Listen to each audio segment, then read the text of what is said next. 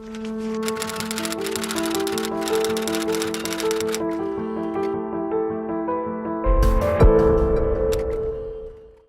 lagi Rompung Para Pilak di Pro Kontra, di mana setiap narasi memiliki sudut pandang berbeda tergantung bagaimana Anda menilainya, dan Anda tidak perlu merasa berdosa, sama seperti seorang wartawan yang tidak merasa berdosa menanyakan sebuah pertanyaan kepada Mas Gibran di tengah-tengah kunjungan kerjanya di Papua selama 3 hari di 5 kabupaten berbeda. Dari sekian ratus pertanyaan, kenapa harus ditanya, Pak, bagaimana tanggapan Bapak tentang pernyataan Pak JK? Kenapa harus itu ditanyakan? Mas Wapres lagi kunjungan. Mas Wapres 3 hari di Papua. Lagi kerja, bukan piknik. Kan bisa ditanya seputar pendidikan kah? Seputar sumber daya alam kah? Seputar MBG kah? Infrastruktur kah? Bandara kah? Kenapa harus ujung-ujungnya nanya tentang pernyataan Pak JK? Ini kan pertanyaan yang sebetulnya nggak perlu dijawab. Kalian tanya pertanyaan kepada anak yang bapaknya dibilang katanya nggak berjasa, yang nggak ingat dengan jasa wakil presidennya. Sakit hati itu anak. Pasti kalian mengharapkan jawaban yang berapi-api kan? Tapi ternyata kalian tidak mendapatkan jawaban seperti yang kalian harapkan. Mas Gibran malah menjawab, lah itu kan beliau itu kan senior saya. Beliau itu kan mentor saya. Beliau itu idola saya. Beliau itu teladan bagi kita semua. Kalau sempak aku ada di samping Mas Wapres, langsung kuteriakkan sama Mas Wapres, apa Mas? Teladan bagi kita semua. Lu aja kali, gua mah enggak. Nah, itu jawaban jujur. Ya kalau Mas Gibran mau mengidolakan dia, aku mah enggak. Kalau menganggap dia sebagai teladan, aku mah enggak. Kan begitu. Susah amat. Nah, teladanmu siapa, Bung? Nggak usah ditanya, ya bapaknya Mas Gibran lah. Ngapain aku bikin teladanku itu siapa namanya JK sementara nggak ada yang bisa ditiru? Ya kan? Kalau misalnya ada sosok yang bisa ditiru, itu jadi teladan. Teladanku Mas Prabowo, Mas Wapres, Mas Jokowi. JK mah enggak. Minta maaf ya, Opung Para Pilak tidak sedang merendahkan, tapi ini berbicara pilihan. Pilihan dong. Coba bayangkan, ya, ini adalah jawaban out of the box. Bukan Gibran namanya kalau tidak memberikan jawaban yang out of the box. Sama seperti bapaknya. Mereka berdua mirip. Selalu memberikan jawaban yang memaksa kita berpikir kembali. Apa arti dari jawaban tersebut? Bayangkan kita mengharapkan jawaban, tapi yang kita dapatkan adalah jawaban yang penuh dengan teka-teki. Sama kayak Bapak Joko Widodo ketika ditanya wartawan, Pak, bagaimana tanggapan Bapak tentang pernyataan JK? Lah, saya ini kan orang kampung. Saya ini orang biasa-biasa saja. Biar tahu kalian 2 jam aku mencerna jawaban tersebut. Aku berpikir, iya kan, ini jawaban Bapak ini yang kurang nyambung, atau aku yang kurang nanggap. Tapi setelah kucerna, ya kan, oh ternyata maksudnya begini mungkin. Ini menurut bahasaku ya kan. Lah biar aja saya orang kampung, yang penting jadi presiden. Daripada sampean konglomerat 7 turunan 2 kali jadi wapres nggak bisa jadi presiden. Kok puas banget sih jadi juara kedua? Juara pertama dong.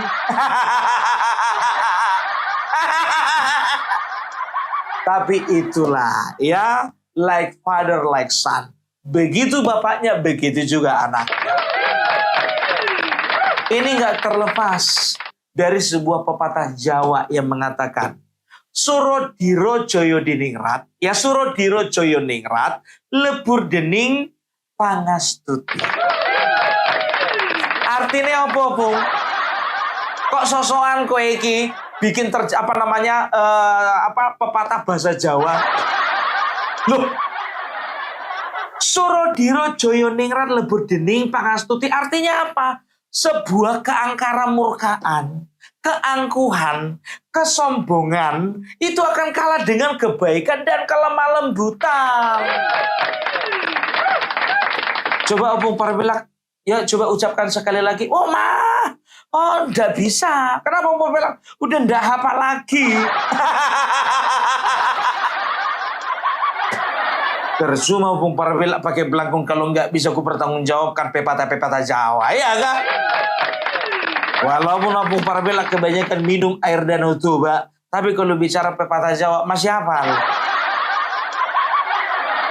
Ya itu yang diterapkan sama anaknya Mas Gibran, ya. Bagaimana caranya mengalahkan kejahatan, mengalahkan keangkaran murkaan, mengalahkan kesombongan dengan kelemah lembutan. Dan satu lagi falsafah, ya ini jangan lupa, ya apa? Salah satunya adalah menang tanpa ngasorake. Artinya apa meneh Bung? Artinya menang tanpa mengalahkan, menang tanpa menghina, menang tanpa merendahkan, bahkan menang tanpa melakukan perlawanan. Keren kan? Keren. Itu adalah falsafah Jawa yang ditanamkan orang tua kepada anak-anaknya. Mungkin Bapak Joko Widodo mengatakan kepada Mas Gibran, ya, nah, kalau kamu ingin berhasil tiru bapakmu iki tidak pernah mengalahkan kejahatan dengan kejahatan, tapi kalahkanlah kejahatan dengan kebaikan, kesombongan dengan kelembutan hati. Surodiro Joyoningrat, ya, lebur dening pangastuti. Dan juga kalahkanlah orang yang menjadi lawanmu tanpa mengalahkan, tanpa menghina, tanpa merendahkan. Kalau kamu terapkan itu, ya, maka kamu bukan hanya lahir sebagai pemenang, kamu akan keluar lebih dari seorang pemenang. Wiku, falsafah Jawa. Cuman 2 itu aja, Bung. Ya, cuman 2 yang hafal. Yang lainnya belum dihafal. Keren kan? Itu dia. Jadi nggak perlu gerasa-gerusuk, emosi, keluar kata-kata termul. Nggak perlu itu nggak ada di kamusnya Mas Gibran. Nggak perlu. Iya kan? Coba bayangkan kalian, ya. Dari 14 ya wakil presiden, ya. Kalau kau perhatikan Mas Gibran ini adalah wakil presiden yang paling berani memijakkan kakinya di tanah Papua walaupun nyawanya terancam. Walaupun nyawanya terancam. Kalian tahu beliau kemana-mana aja selama di Papua. Beliau ke Yahukimo. Setelah itu ke Nduga. Beliau pergi lagi ke Raja Ampat. Beliau ke Sorong, beliau ke Timika. Oh sebentar Opung Parbilak, kayaknya kalau ke Nduga kayaknya enggak. Oh salah informasi kok Bung. Nduga enggak ikut Bung. Nduga itu bapaknya beberapa tahun yang lalu. Dan kalian perlu tahu, ya Yahukimo adalah salah satu daerah atau salah satu distrik yang betul-betul sangat rawan dengan KKB. KKB itu bukan kelompok keluarga berencana loh. Tapi kelompok kriminal bersenjata. Dan dari 5 kabupaten ini, biar tahu kalian, ada Kabupaten Yahukimo, ada Kabupaten Nduga, ada Kabupaten kalau nggak salah ya Intan Jaya, setelah itu Kabupaten Puncak, ya, setelah itu Kabupaten Bintang apalah lupa aku ya. Nah dari semuanya ini daerah yang paling rawan adalah Yahukimo.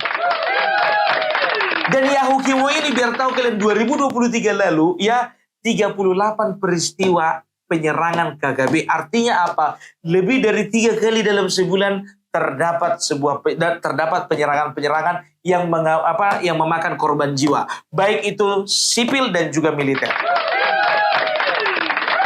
Ada videonya biar tahu kalian bulan 1 kemarin ya kan. Bapak Wapres ya, oleh karena cintanya, sayangnya, kasihnya kepada masyarakat di Papua, kepengen sekali berkunjung ya ke Yahukimo, dilarang. Dilarang sama Satuan Pengamanan VVIP. Soalnya beredar video ancaman. Ada video ancamannya itu biar tahu kalian ya. Tapi itulah dia ya. Inilah ngototnya Mas Wapres ini. Jujur aja aku bilang, kalau aku orang Medan, sedangkan aku orang Medan, kalau aku udah diancam di satu tempat 2 tahun yang lalu, ke depannya nggak akan mau aku lagi datang.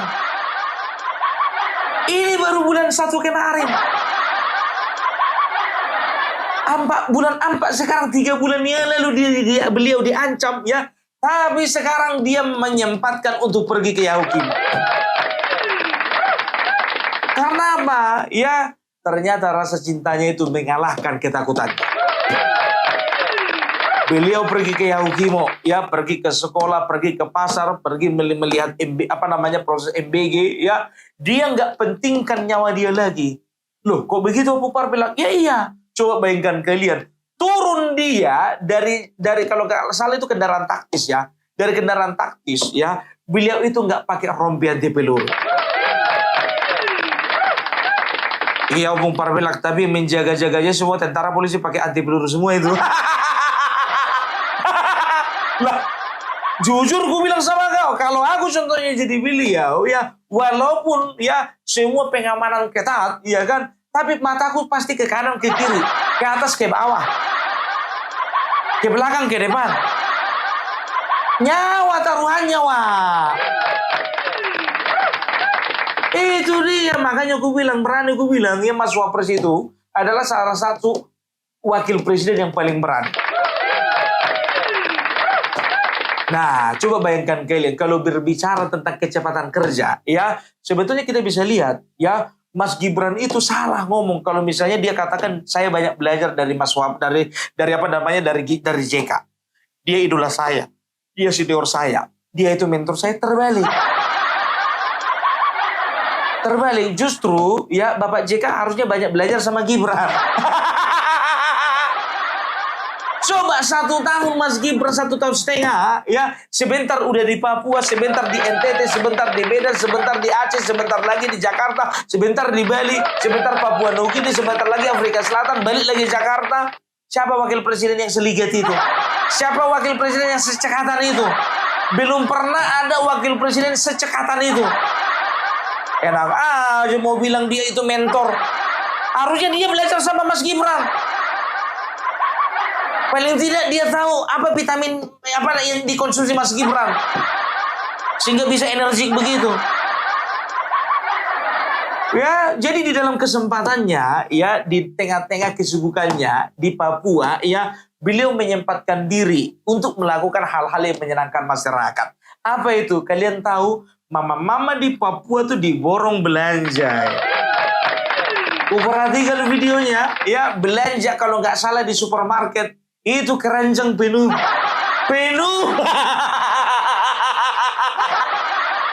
Loh, sifat dermawannya Mas Gibran ini sudah kelihatan, biar tahu kalian. Ada beberapa bukti. Yang pertama, yaitu dia ngeborong mama-mama di Papua untuk belanja. Yang kedua, waktu Lebaran, ya, beliau itu kan traktir anak-anak panti untuk belanja sepuasnya. Nah, yang ketiga, masa kalian lupa waktu si Rismon datang bawa apa? Bawa parcel. Jadi Mas Gibran itu terbiasa untuk memberi. Bayangkan, sama Rismon yang nggak percaya sama ijazahnya aja dia baik, apalagi sama mama Papua. Ini luar biasa, makanya aku bilang, ya, kapan lagi kita punya dapat wakil presiden seperti ini? Cuman Sunarko yang kepingin ganti wakil presiden. Cuman Sunarko yang berani bilang kita lebih baik dipimpin sama monyet daripada sama Mas Gibran. Sampai sekarang nggak pindah-pindah itu orang. Dia yang bilang kan. Coba bayangkan, harusnya konsisten dong, komitmen dong sama janjinya. Cari itu negara monyet. Ini Mas Gibran masih Wapres, masih di situ juga dia. Nggak konsisten Ya, jadi itu dia. Ya, kalau Mas Gibran itu ya bisa dikatakan dia gak akan terpengaruh. Apapun serangan yang dilakukan orang-orang terhadap keluarganya, terhadap dirinya, terhadap orang tuanya, kepada ayahanda tercinta, ya ada yang bilang PKI lah, ada dibilang dari keluarga PKI, dibilang dia dari keluarga Kristen lah, dibilang dia ini korupsi lah, segala macam. Gak peduli, yang penting beliau kerja, fokus untuk negara tercinta. Jadi biar tahu kalian ini alasannya ya kenapa Deddy Sitorus ngotot supaya Mas Gibran itu tetap stay di IKN. Karena sakit matanya ngeliat si Gibran. Sebentar udah di Papua, sebentar di Papua Nugini. Sebentar Papua Nugini, sebentar udah ke Afrika Selatan. Sebentar Afrika Selatan ke Bali, habis ke Bali ke Medan, habis ke Medan ke Padang, habis ke Padang ke Jawa. Ya kan, pikir Deddy Sitorus, ini orang kok gak bisa diam ya? Terus-terusan dapatan pamor. Terus-terusan cari panggung. Heboh kali kawan ini kan begitu. Makanya ia kan tercetuslah sama dia. Kalau bisa Mas Gibran wakil presiden di IKN aja. Kenapa? Biar nggak usah keliling-keliling lagi. Inang Deddy Sitorus. Tenang aja, 2028 pun juga, itu gedung DPR udah terbangun di IKN. Bukan cuma Mas Wapres, kau pun juga kebagian jatah kau kantor di IKN kau.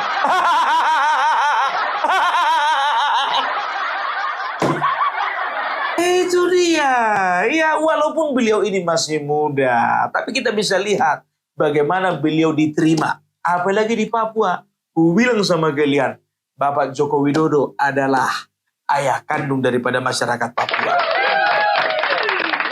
Kita sering menyaksikan bahwasanya mereka selalu mengatakan bahwasanya sekian orang presiden yang pernah memerintah Indonesia, baru Bapak Joko Widodo lah yang dekat dengan Papua.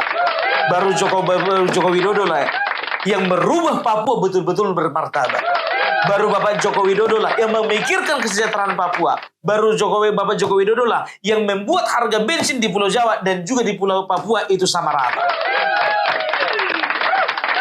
Makanya gue bilang, ya begitu cintanya masyarakat Papua kepada Bapak Joko Widodo, begitu juga masyarakat Papua cintanya kepada Bapak Gibran Rakabuming Raka.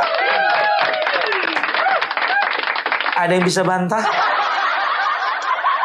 Kalau bapaknya kurang ajar, aku rasa Mas Gibran juga gak akan diterima itu. Gak akan diterima. Makanya gue bilang, ya Roy Suryo, Rismon, Refli Harun, Kurniati Pak, ya coba kalian bikin dulu acara rakyat bersuara di Papua. Live dari sana. Coba komentari dulu ijazah Bapak Joko Widodo di Papua.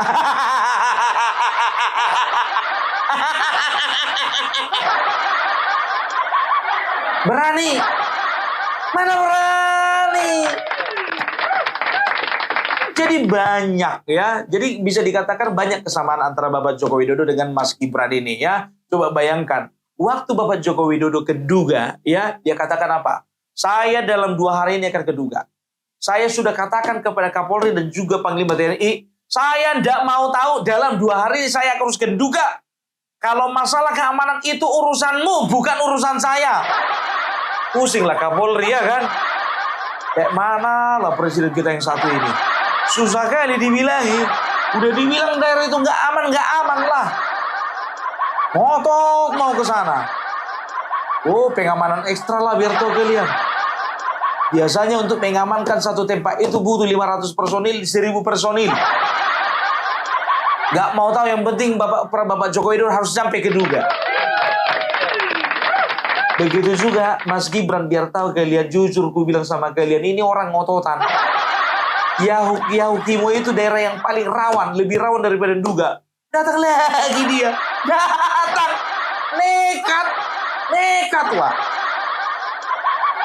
Nah inilah luar biasanya Mas Gibran kita ini. Oke, jadi itu dulu dari Pung Parabelak ya. Ini adalah penilaian yang objektif ya terhadap Mas Gibran. Opung Parabelak dijilat? Enggak lah, enak aja.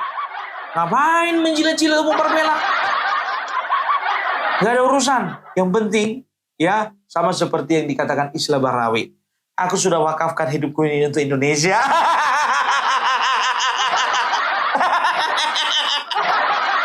Itu dulu dari Bung Parmelak. Salam NKRI. Sampai ketemu lagi di Pro Kontra berikutnya.